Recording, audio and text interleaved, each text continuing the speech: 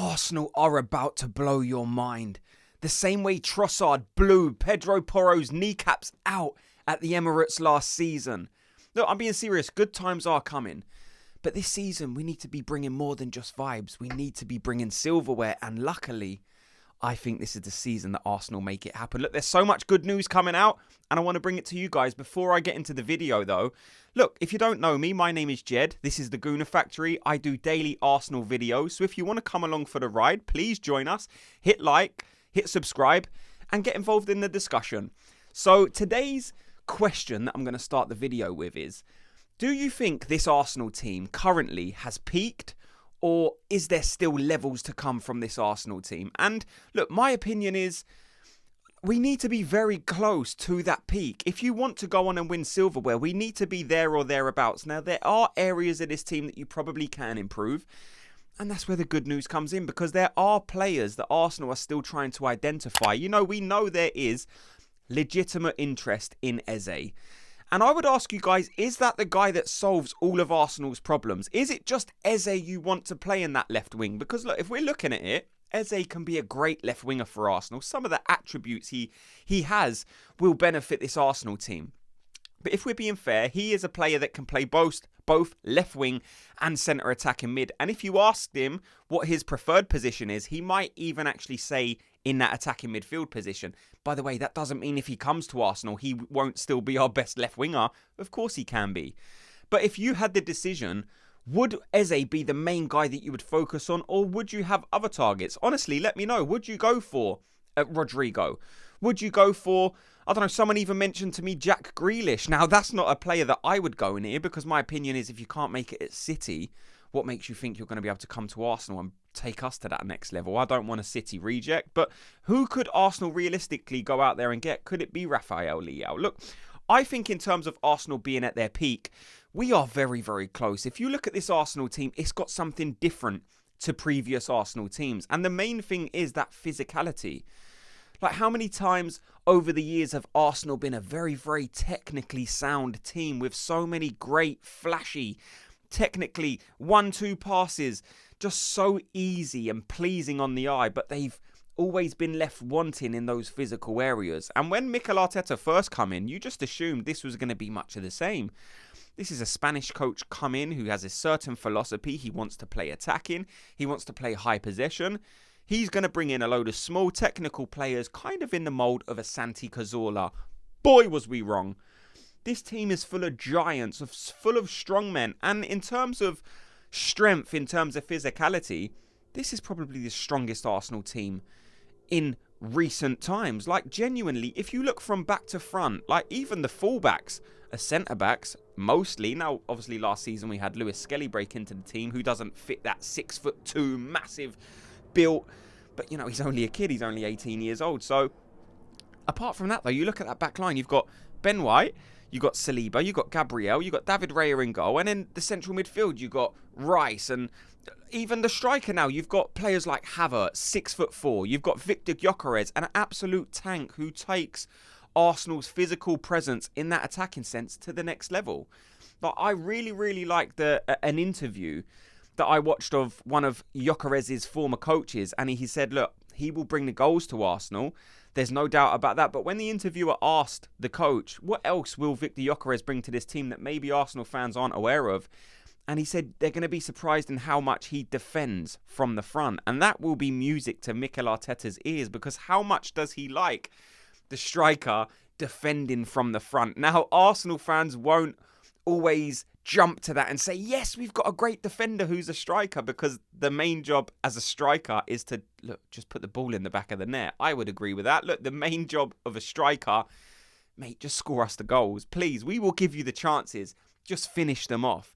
And we saw that in the Newcastle friendly. So many shots on goal, or shots towards the goal that, you know, were just missed. We had 20-something shots and we only scored 3 goals in the end. One of them was a penalty. But with a more clinical striker, undoubtedly we will score more goals. So that's great from Viktor Gyökeres.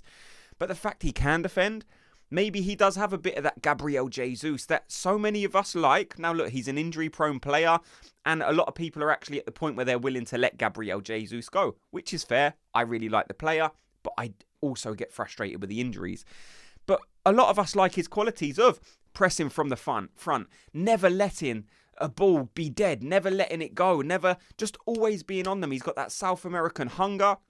And if Gyökeres has a bit of that added with the goals, then I think we really could be onto something special this season. I'm so excited to see what Gyökeres does. Like, I hope he plays in the next pre-season friendly. There's no reason why he shouldn't.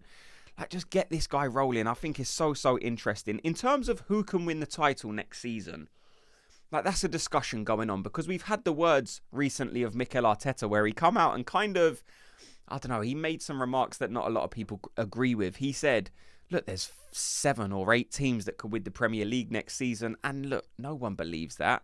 There's not 8 teams realistically that can win the Premier League. There's going to be 8 teams who are very strong and probably fighting for that top 4. But there's not 8 teams that can win the league. And I put this question to you, and I genuinely want you to let me know, because I want to kind of see the response. How many teams realistically can win the Premier League next season? In my opinion, there's probably 4. And some people might only have it as 3. And from some of the responses I'm seeing, people actually do have it as 3. But I think there could be a team that could sneak in there this season. Look, the obvious contenders are Liverpool. They won it last season. They're going to spend the most money in this transfer window. Therefore, they will be there and thereabouts. It's going to be an even more difficult Premier League this season. And if Liverpool secure the targets that a lot of people are expecting them to, then they're going to be a very difficult team to beat in this season's Premier League title race. So you got Liverpool, Arsenal, Man City. I think it's inevitable that they come back this season. Just look at the players, and everyone can say and love the fact that this Man City team's kind of on a downfall because of the charges around them, because of, there's so many reasons to dislike Man City. But if you're being honest and just looking at the players and looking at the management, they are a great team. They've got some great players. Whether you like the way they operate or not, you would have to say next season it's probably reasonable to expect they will be in and around it. So Man City will be there. And then you have to look at Chelsea. Chelsea are making some smart moves. I mean, they've obviously made some unsmart moves as well, because the amount of players they bring in is just baffling at times.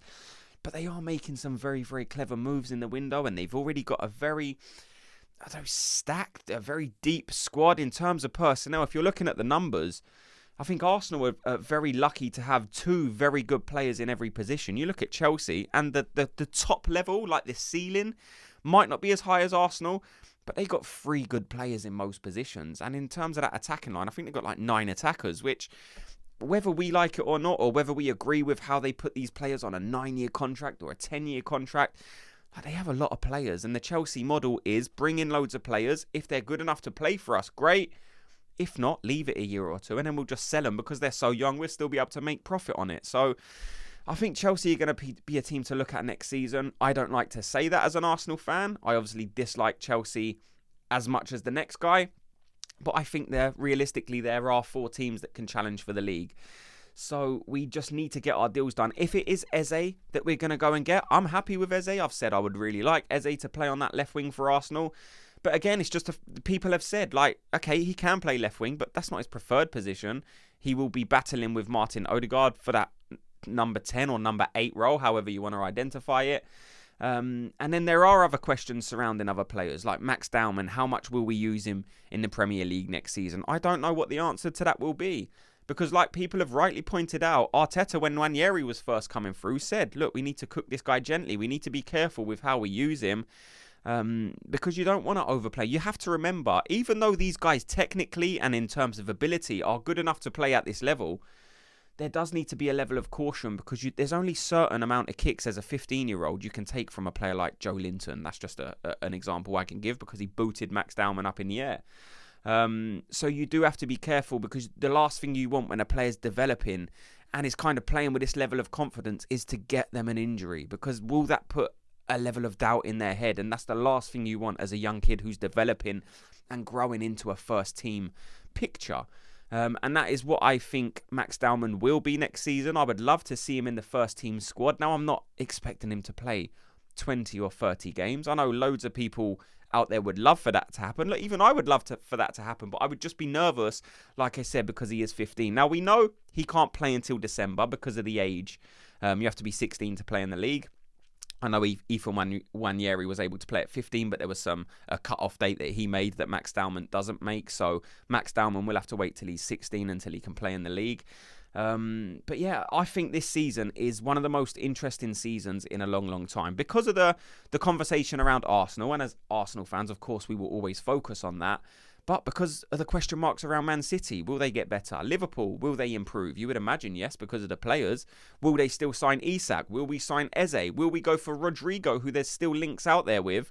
And Real Madrid have apparently now lowered their asking price for Rodrigo. And I think the original price they wanted was about 78 million, but apparently they're willing to lower that price now. So as an Arsenal fan, should Arsenal look at that and debate that now and kind of weigh that up against Eze and say, if you're going to play 68 million for Eze, you might be able to get Rodrigo for a very similar number. So that just might be something that Arsenal need to consider. I don't expect a deal for Eze or Rodrigo to happen now, like imminently, but look, I could be wrong.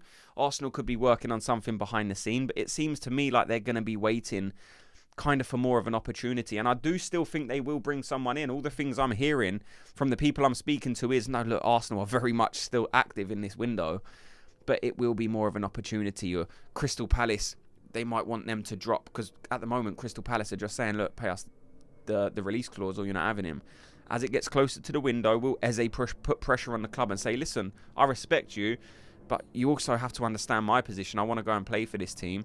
I'm an Arsenal fan. It's 8 million. Surely you can just let me go for 60. So maybe Arsenal are waiting for the price to come down slightly. Or maybe Arsenal do have another player in their mind that they're looking at and thinking, if this player comes available, I want to go for him. So let me know who you guys would go for. Would it be Eze? Is there another left winger you think suits that role? I know people are saying Rafael Leao. Is that realistic in that window? If you're just looking at a player, then Rafael Leao, of course, is perfect. But it's just someone that you can realistically see coming in before the window closes. Let me know. Thanks so much to everyone for watching and listening. Before you go, if you could do me a quick favour, like I said, just hit like and subscribe, and I'll speak to you all in tomorrow's video. Gooners, have a good day.